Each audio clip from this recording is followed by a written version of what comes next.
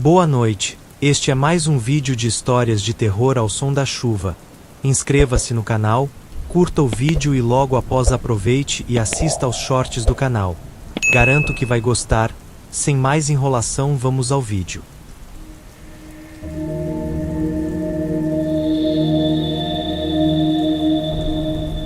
Meu nome é Santiago, e o que vou contar aconteceu há mais de 3 décadas. Mas, ainda hoje, me lembro disso como se fosse ontem. Há noites em que acordo suando, revivendo cada detalhe dessa experiência. Era verão, e meus 5 amigos e eu havíamos planejado essa viagem por semanas. Éramos eu, Thales e minha melhor amiga de infância, Maria. Tínhamos ouvido falar de um lago escondido, um lugar cercado por densas florestas em Chiapas. Poucas pessoas o visitavam devido à sua localização remota, ainda mais naquela época. Chegamos lá numa sexta-feira à tarde, após uma longa viagem de caminhonete por estradas de terra.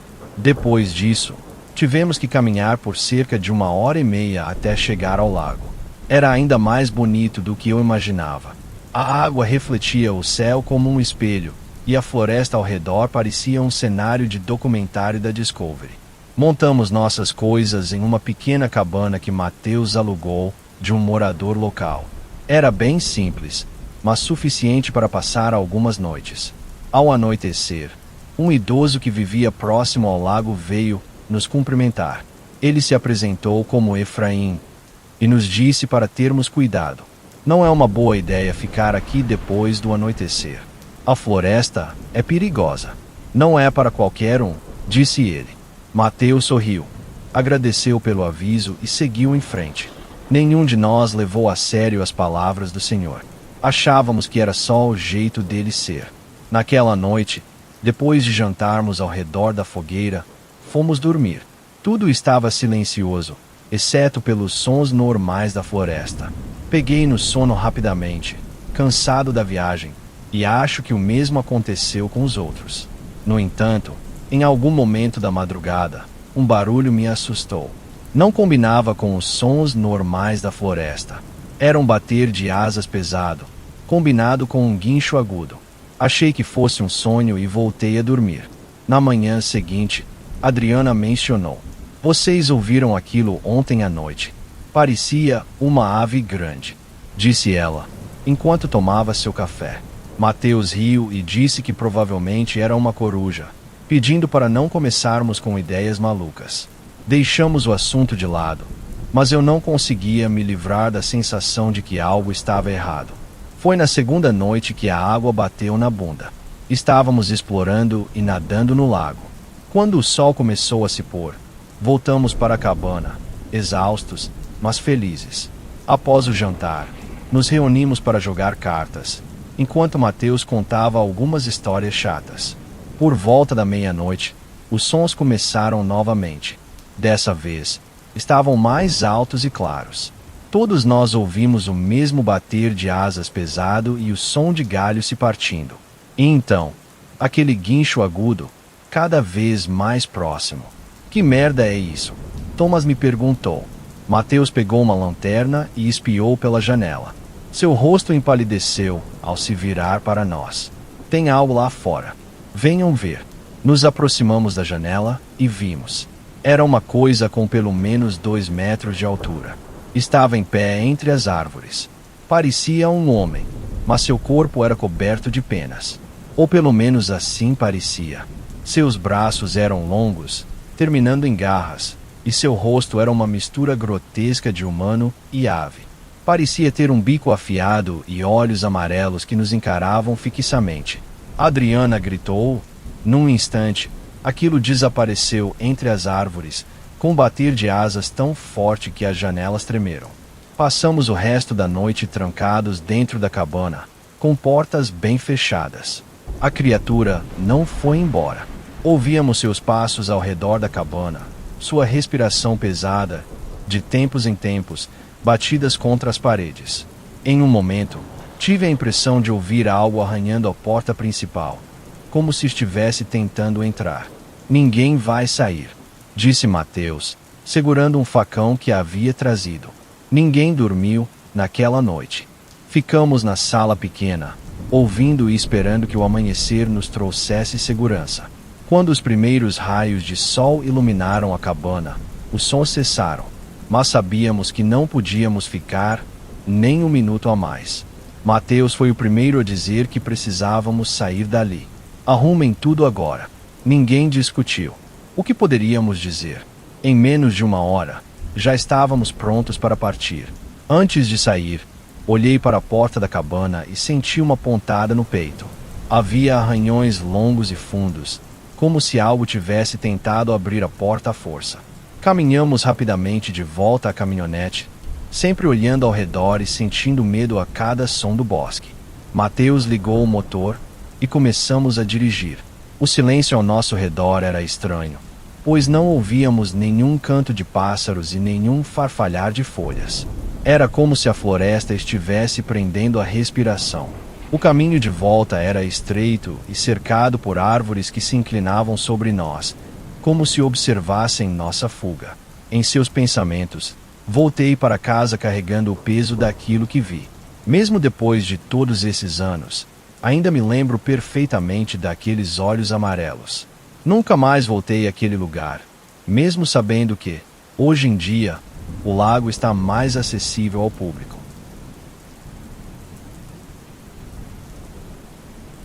A visita da senhora na estrada. Boa noite a todos. O que vou contar aconteceu em outubro de 2012. Eu tinha 14 anos na época. Naquele tempo, meus pais estavam passando por um momento difícil no casamento.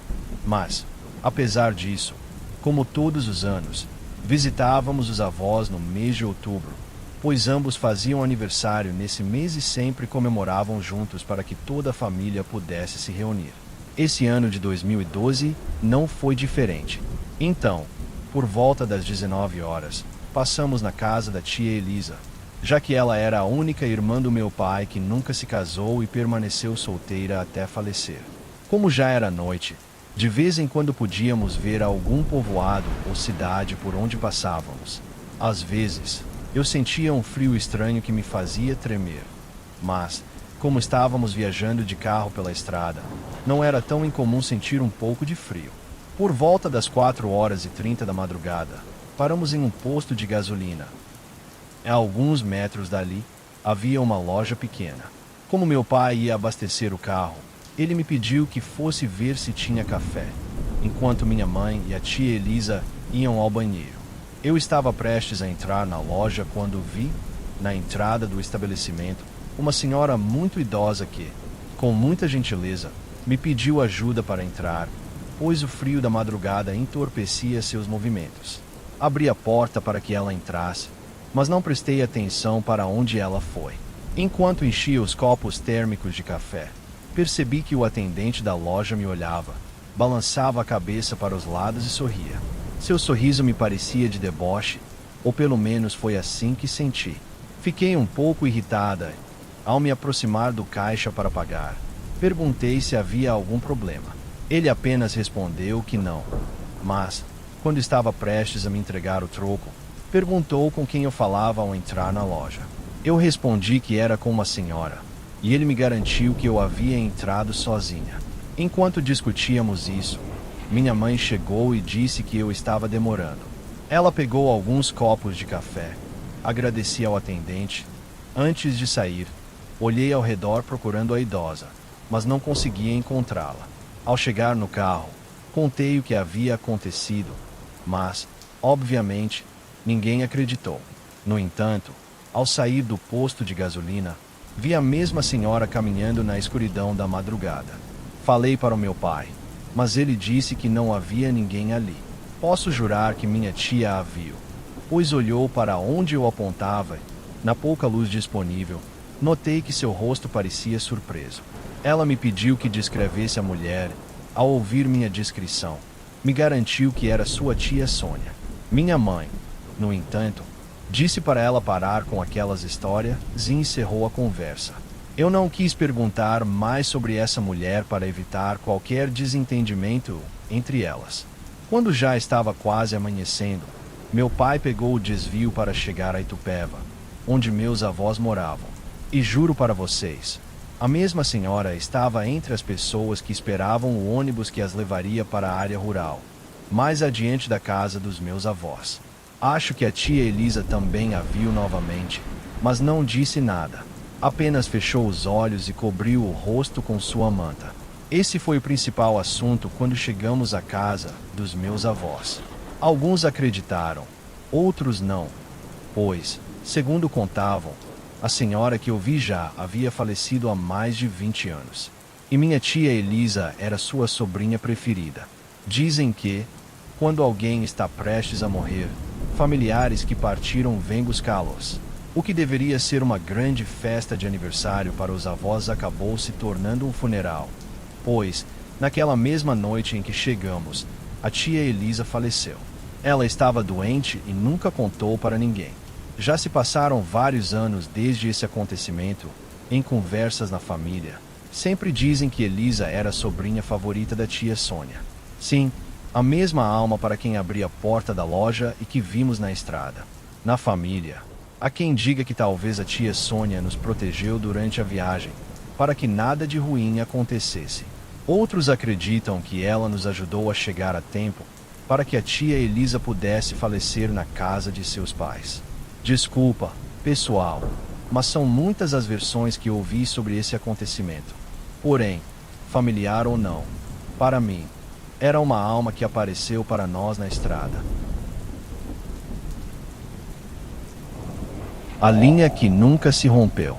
Meu nome é Fiamma, sou da Argentina e quero compartilhar com vocês uma experiência da minha infância. Antes de contar o que aconteceu, preciso dizer que minha família sempre esteve envolvida em eventos sobrenaturais. Meu nascimento, de alguma forma, desencadeou vários deles. Talvez em outra oportunidade eu compartilhe mais histórias, mas, por enquanto, quero focar no que aconteceu em Mendoza, no ano de 2011, quando eu ainda era criança. Naquele ano, viajamos para visitar minha avó, que estava doente. Desde o momento em que chegamos à casa dela, senti algo estranho no ar, uma espécie de peso, uma energia sufocante. No entanto, como essa sensação sempre esteve presente em minha vida, tentei ignorá-la. Cumprimentamos os familiares e nos acomodamos no quarto da minha avó, já que ela estava dormindo no quarto da minha tia. Eu nunca gostei daquele cômodo. Era pequeno, com uma cama de casal, uma de solteiro, um armário e quadros da Virgem Maria e de Jesus, além de imagens de anjos. Mas o que mais me incomodava era uma estatueta de Jesus crucificado na cabeceira da cama maior. Seu rosto estava inclinado para baixo, como se estivesse me observando. Desde que me lembro, aquele olhar me fazia sentir desconfortável. Mesmo sem gostar do quarto, não reclamei, pois sabia que seria falta de educação. Durante o dia, brinquei no quintal com minha prima, tentando esquecer a sensação de opressão que me acompanhava dentro da casa. No fundo do quintal, ficava a antiga residência da minha avó, um lugar ainda mais assustador que a casa principal. Certo dia, enquanto brincávamos, nos sentamos de costas para a antiga casa para aproveitar a sombra. Estávamos distraídas até que ouvimos batidas vindas de uma das janelas. O medo nos paralisou, mas a curiosidade nos fez olhar.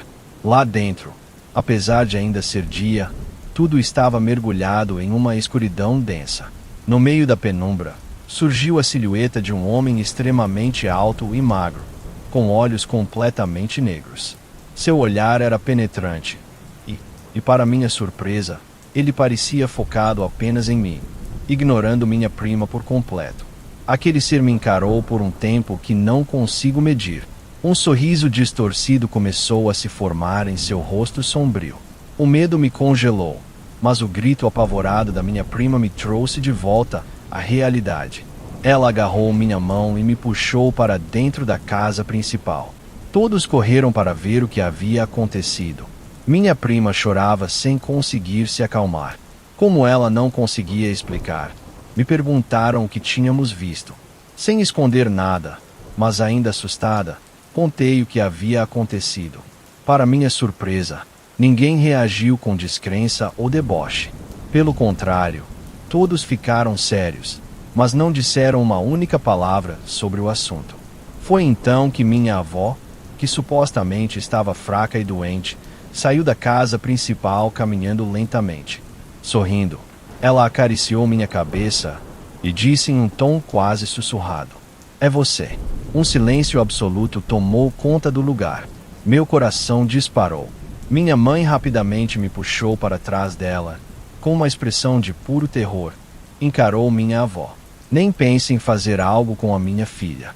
Afaste-se dela", disse minha mãe, sua voz tremendo. Meu pai interveio, sem hesitação, me pegou no colo. Saímos às pressas da casa da minha avó e fomos para a casa de um dos meus tios. Naquele momento, eu não entendia nada do que estava acontecendo, mas, por algum motivo, sentia que não deveria perguntar. Algo dentro de mim me dizia que eu não estava pronta para ouvir a verdade. Na manhã seguinte, recebemos a notícia de que minha avó havia sido internada às pressas. Meus pais e meus tios foram ao hospital, deixando-me sob os cuidados de meus primos mais velhos. No fim da tarde, voltamos à casa da minha avó para buscar nossas coisas. Eu não queria voltar, mas não havia escolha. Assim que chegamos, senti o peso daquela aura escura se intensificar. Enquanto os adultos conversavam na entrada principal, nós, crianças, ficamos na sala de estar. Mas minha curiosidade me venceu, e me escondi atrás de uma parede para ouvir a conversa dos mais velhos. Não sei o que haviam dito antes de eu chegar, mas o que ouvi foi o suficiente para me deixar apavorada. Descobri que minha avó era uma curandeira, mas não uma curandeira comum. Ela havia se envolvido com coisas obscuras ao longo dos anos, realizando rituais que envolviam a morte. Em um de seus primeiros rituais, algo que chamaram de o sinistro apareceu para ela, exigindo que seu legado fosse passado adiante. Entre todos os seus filhos, ela precisou escolher um sucessor. Por razões que não entendi na época, minha mãe foi a escolhida. Depois disso, a vida da minha mãe foi repleta de tragédias. Mas, com o tempo, ela encontrou uma igreja que a ajudou a cortar a ligação que minha avó havia imposto sobre ela. Quando engravidou de mim, acreditou que tudo tinha ficado no passado. Mas estavam errados. A linha que minha mãe havia rompido foi transferida para mim. Era por isso que eu sempre via e sentia coisas que ninguém mais percebia. Durante anos, nada de extraordinário aconteceu, e essa história foi esquecida.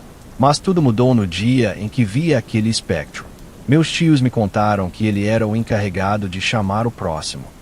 Desde então, eventos inexplicáveis começaram a acontecer comigo. A sensação de estar sendo observada nunca desapareceu. Portas se fechavam sozinhas, sombras se moviam no escuro, e pesadelos aterrorizantes passaram a fazer parte da minha rotina. A cada dia, sentia que essa força sombria se aproximava mais. Minha avó, mesmo internada, se recusava a me soltar. Naquela noite, ao ouvir tudo aquilo escondida atrás da parede, senti um olhar vindo do breu da casa. Algo me dizia que era ela. E, dentro de mim, eu sabia. Não importa quantos anos eu tenha, coisas ainda piores acontecerão. Isso foi apenas o começo. O segredo da bisavó. Minha bisavó sempre foi uma mulher muito misteriosa, extremamente reservada. Guardava com cuidado certos aspectos de sua vida, até mesmo para seus filhos, netos e bisnetos. Por mais que tentássemos nos aproximar e entender melhor quem ela era, nunca conseguíamos atravessar essa barreira invisível que ela impunha entre nós. Isso, no entanto, não significava que ela não nos amasse ou que não demonstrasse carinho. Pelo contrário, ela era uma mulher respeitada na cidade e sempre fazia questão de cuidar da família. Eu morava no Mato Grosso, mas o povoado onde ela vivia ficava a menos de 1 hora de distância, o que nos permitia visitá-la com frequência. Além disso, meus avós também moravam lá, então aquela cidadezinha sempre foi uma espécie de segunda casa para nós. Quando os primos vinham visitar, Muitas vezes não havia espaço suficiente na casa dos meus avós, então alguns precisavam dormir na casa da bisavó. Ela nunca gostava muito da ideia, mas, no fim, sempre acabava permitindo. Entretanto, havia uma única regra inquebrável: ninguém, sob nenhuma circunstância, podia entrar no quarto dela. O quarto da bisavó sempre nos causou uma sensação estranha. Era escuro, sombrio, e sempre que, por acaso, conseguíamos vislumbrar seu interior, víamos que a única janela estava lacrada e que velas estavam acesas diante de um pequeno altar. Mesmo quando ela não estava em casa, sentíamos que havia algo ou alguém naquele cômodo. Um silêncio pesado pairava ali, e um cheiro forte de ervas sempre impregnava o ar. Poucas vezes precisei dormir na casa dela, pois, como meus avós tinham uma casa grande, quase sempre conseguia ficar com eles. Mas, em uma ocasião específica, passei o dia brincando com 2 primos que naquela noite teriam que dormir na casa da bisavó. Eles insistiram para que eu fosse junto, sem ver mal algum na ideia. Aceitei. Pedi permissão aos meus avós e fui com eles. Ao chegarmos, a bisavó estava preparando o jantar, mas percebeu que faltava um ingrediente. Meus primos e eu nos oferecemos para ir até a loja buscar, mas ela recusou imediatamente. Eu mesma vou. Tenho que levar um recado à dona da mercearia. Só cuidem do que está no fogão. Não demoro. Sua voz era seca, como sempre. Antes de sair, foi até seu quarto, pegou um pequeno frasco e saiu apressada. Continuamos na cozinha, conversando e ajudando a descascar uma abóbora para fazer que bebe. Foi então que ouvimos um som perturbador. Era o choro de um bebê. Meus primos ouviram também, mas, para eles, o som parecia mais o de uma criança um pouco mais velha. Um deles chegou a dizer que parecia que ela nos chamava. Olhamos uns para os outros, apreensivos. O som vinha do corredor que levava aos quartos e terminava no jardim dos fundos da casa. O problema era que não havia nenhuma criança ali. Não havia como um bebê ou qualquer outra pessoa ter entrado sem que tivéssemos visto. Meu primo mais velho foi o único que teve coragem de dar alguns passos naquela direção. O corredor estava escuro e o som parecia ecoar por ele, vindo de algum ponto que não conseguíamos identificar. Ele se aproximou da porta entreaberta do quarto da bisavó e espiou lá dentro. De repente, ele congelou. Ficou parado por alguns segundos, respirando rápido, e então voltou correndo para a cozinha. Pegou a faca e começou a picar os legumes freneticamente, sem dizer uma palavra. "O que foi? O que você viu?" perguntei, confuso. Ele, pálido, apenas nos lançou um olhar sério e disse: "Continuem picando e não falem nada para a bisa." Ficamos assustados, mas fizemos o que ele mandou. Poucos minutos depois, a bisavó voltou, colocou a sacola sobre a mesa e foi diretamente para seu quarto. Saiu de lá logo depois, como se nada tivesse acontecido. A tensão da noite acabou se dissipando e fomos dormir tarde, pois ficamos conversando. Mas algo mudou no meu primo mais velho. Desde aquela noite, ele nunca mais foi o mesmo. Com o tempo, aquele episódio começou a ser mencionado durante reuniões familiares, daquelas que a bisavó nunca participava. Foi então que descobrimos que não éramos os únicos que já haviam ouvido aquele choro. Muitos membros da família, em diferentes momentos da vida, também tinham escutado os sons de bebês ou crianças vindo da casa da bisavó. Alguns afirmavam ter ouvido o barulho vindo do quarto dela. Outros diziam que os sons vinham do jardim dos fundos, sempre à noite. Mas o mais assustador era que, por mais que insistíssemos, meu primo nunca nos contou o que realmente viu naquela noite. Anos depois, quando a bisavó faleceu, seus filhos finalmente entraram no quarto dela. Fazia anos que ninguém pisava ali, e a sensação dentro do cômodo era pesada, sufocante.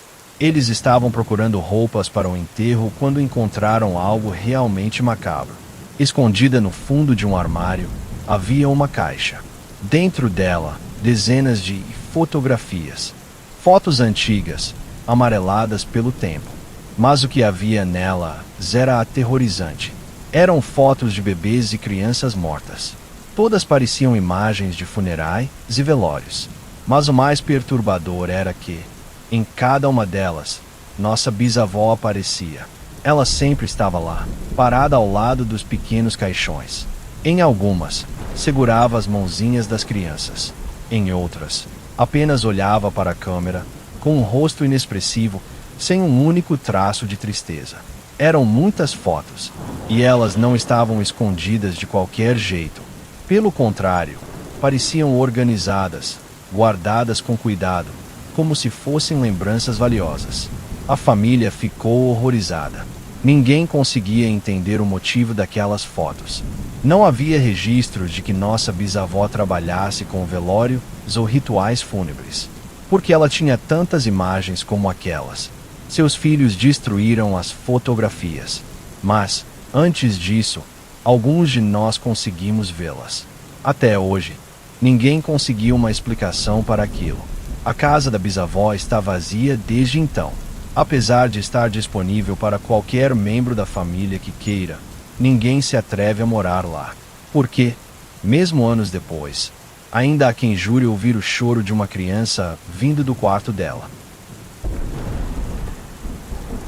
A testemunha do apagão. Meu nome é Daniel, e o que vou contar aconteceu em 2014, quando eu tinha 19 anos. Nunca fui de acreditar no sobrenatural, mas essa experiência me mostrou que há coisas além da nossa compreensão.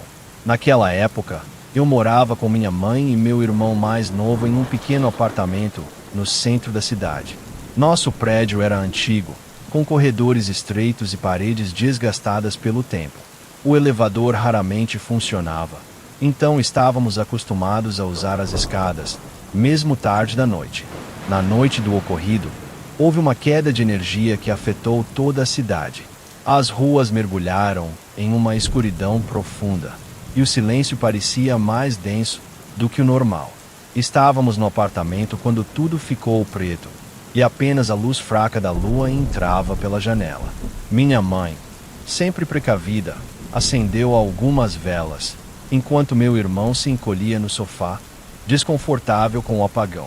Olhei pela janela e vi que os postes de luz estavam apagados, os prédios vizinhos completamente escuros. O único som que se ouvia era o vento assoviando entre as ruas desertas. Foi então que percebemos algo estranho. Nosso prédio tinha 8 andares, e morávamos no 5º. Do lado de fora, no prédio ao lado, havia uma janela acesa, iluminada por um brilho avermelhado. Parecia impossível, já que toda a cidade estava sem energia. Curioso, peguei uma lanterna e me aproximei da janela para enxergar melhor. Meu irmão veio atrás de mim, relutante. Quando foquei o feixe de luz na tal janela, vi algo que nunca vou esquecer. No interior do apartamento, iluminado pelo brilho estranho, havia uma figura parada no canto do cômodo. Era uma mulher extremamente magra, com a pele tão pálida que parecia refletir a luz avermelhada. Seu rosto era vazio, sem olhos, sem boca, apenas uma pele lisa onde deveriam estar seus traços. Ela vestia um vestido antigo e estava completamente imóvel. Eu e meu irmão ficamos congelados. A coisa não se mexia, mas, de alguma forma, sentimos que ela estava ciente da nossa presença. Então, sem aviso, sua cabeça inclinou-se levemente para o lado, como se estivesse nos observando, mesmo sem ter olhos. Aterrorizado, desliguei a lanterna e me afastei da janela. Meu irmão agarrou meu braço com força, sua respiração acelerada. Nenhum de nós conseguiu falar por vários segundos. Foi então que ouvimos o som. Passos, vindo do corredor do nosso prédio. A eletricidade ainda não havia voltado, e o silêncio era absoluto, exceto por aquele som lento e arrastado. Passos que ecoavam pelas escadas, subindo, degrau por degrau. Minha mãe, percebendo nossa expressão de horror, perguntou o que estava acontecendo. Não consegui responder. Meu irmão apenas apontou para a porta. Os passos pararam no nosso andar. O corredor estava completamente escuro. Peguei a lanterna e, tremendo, Iluminei o olho mágico da porta. O que vi me fez quase deixar a lanterna cair. A mulher sem rosto estava parada do outro lado da porta. Dessa vez, ela estava mais próxima, muito mais próxima. Seus traços inexistentes estavam voltados para a porta, sua cabeça ligeiramente inclinada. E então, lentamente, ela ergueu um braço magro e ossudo e bateu uma vez. Toque, toque, toque. Minha mãe nos puxou para longe da porta, apertando a mão sobre minha boca para me impedir de gritar. Meu irmão tremia descontroladamente. O som da batida foi seguido de um silêncio agoniante. Então, os passos voltaram a ecoar pelo corredor. Mas, dessa vez, não estavam se afastando. Estavam indo para os outros apartamentos. Toque, toque, toque. Cada porta que ela passava, batia uma vez. Não ouvíamos ninguém abrir. Só o som das batidas. O tempo parecia congelado. Eu sentia minha pele arrepiar, minha respiração ficar mais curta. Depois de percorrer todo o corredor, os passos começaram a descer as escadas, até desaparecerem completamente. Não dormimos naquela noite. Ficamos encolhidos no sofá, esperando a energia voltar. Quando finalmente amanheceu e a eletricidade foi restaurada, tomei coragem para olhar pela janela novamente. A janela iluminada da noite anterior agora estava escura, como todas as outras, como se nada tivesse acontecido. Decidi ir ao prédio ao lado para investigar. Toquei o interfone. Depois de alguns minutos, um senhor idoso atendeu. Expliquei o que tinha visto e perguntei quem morava naquele apartamento. A resposta fez meu sangue gelar. Esse apartamento está vazio há anos, filho, desde que a última moradora morreu. Engoli em seco. O que aconteceu com ela? O homem suspirou. Ninguém sabe ao certo. Só sei que, na noite da morte dela, houve um apagão na cidade, igual ao de ontem. Olhei para cima, para a janela escura. Naquele momento, entendi que não tínhamos apenas visto algo naquela noite. Tínhamos sido vistos.